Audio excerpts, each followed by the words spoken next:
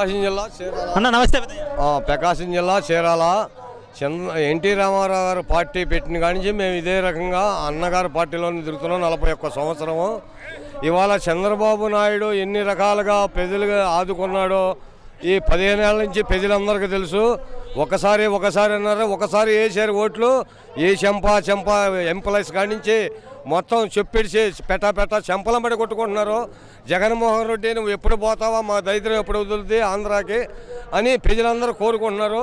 Hyderabad hitech city కడితే ఆ రోజున చంద్రబాబు నాయుడు హైటెక్ సిటీ కడితే శ్మశానంలో అన్నాడు.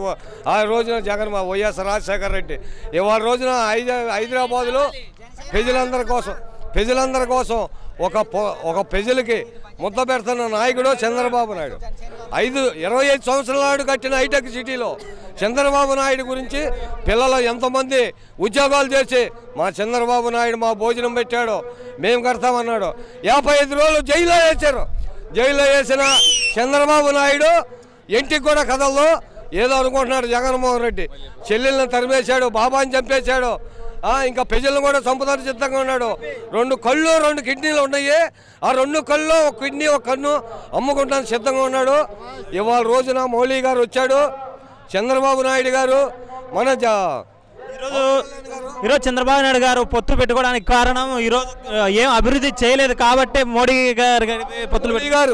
గారు వచ్చి అన్వేష గారిని పంపించే అయ్యా చంద్రబాబు నాయుడు గారు అయితే చంద్రబాబు నాయుడు గారు బాగా చేస్తాడు, ఈ జగన్మోహన్ రెడ్డి జేబులు కొట్టేసేవాడే కానీ 10. నమస్తే. ఎక్కడి నుంచి వచ్చారు? మేము దర్శన నియోజకవర్గం. మరి ఈ 3 పార్టీలు కూడమగా వచ్చింది, మరి గెలుస్తాయి తప్పక గెలుస్తాయి. మరి పవన్ కళ్యాణ్ గారికి 21 సీట్లు ఇచ్చినారు, మరి ఎన్ని గెలుస్తారు? అందులో మొత్తం గెలుస్తాయని నమ్మకం ఉంది. మరి జగన్ వల్ల షర్మిల వల్ల జగన్కి ఎఫెక్ట్ పడుతుంది? ఎఫెక్ట్ కొట్టిద్దిగా. మరి జగన్ వాళ్ళ ఇంట్లో వాళ్ళే నమ్మటం లేదు, మరి ప్రజల పరిస్థితి ఏందంట? ఏం పిచ్చి మాకు నమ్మితే నమ్మొచ్చు, ఏం చేస్తాం మనం. మరి జగన్ సిద్ధం అంటుండే కదా, మరి చంద్రబాబు గారు మేము సిద్ధమని వేసిందిగా పోస్టర్.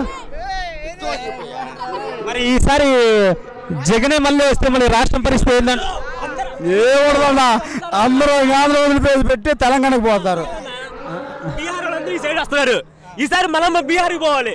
ఏమీ లేదు, అంతే తేడా, అంతే ఏమీ లేదు. మరి ఈసారి మరి చంద్రబాబు నాయుడు గారు హయాంలో మొత్తం చాలా అన్ని స్కామ్లు చేసినాడు కాబట్టి ఈరోజు నరేంద్ర మోడీతో పొత్తులు పెట్టుకొని ఈరోజు కూటమిగా కలిసి వచ్చాడు అని.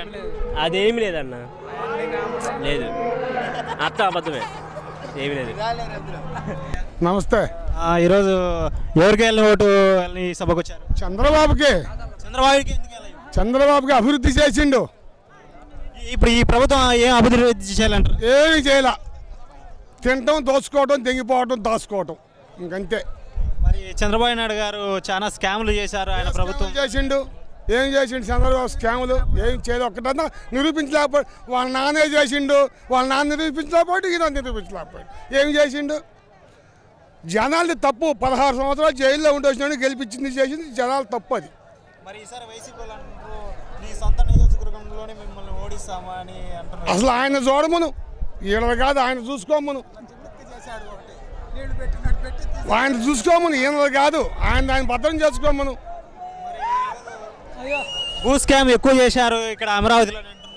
భూ స్కామ్ అమరావతిలో ఆయన చేయలే. చంద్రబాబుని నమ్మిస్తే వాళ్ళు అభివృద్ధి చేయకుండా ఆపారు. Thank you.